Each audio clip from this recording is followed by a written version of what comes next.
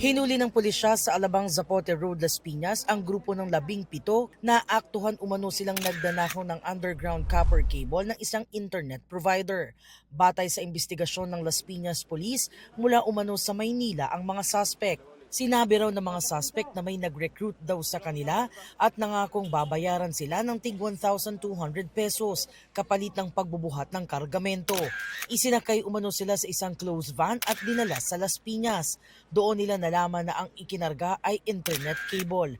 Namataan ng roving guards ng internet provider ang pagkakarga ng mga kawad sa van. Doon na hinabol ang sasakyan. Nagkaroon sila ng habulan.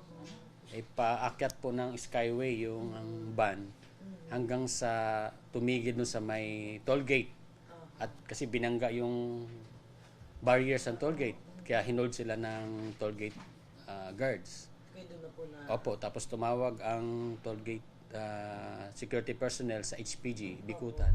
Nakuha sa mga suspect ang nasa 150 meters na kawad na mahigit kalahating milyong piso ang halaga at bolt cutter.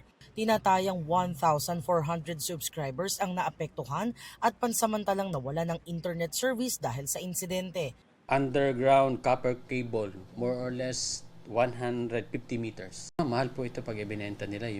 Possible po na hindi nila alam kung ano yung bubuhatin. Meron lang isang tao na sabi nag-recruit sa kanila na mayroon silang bubuhatin dito sa amin. Hindi po nila nire-reveal yung pangalan.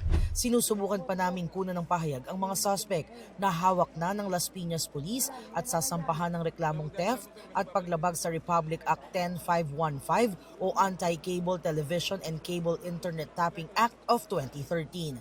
Para sa GMA Integrated News, Jamie Santos, nakatutok 24 oras.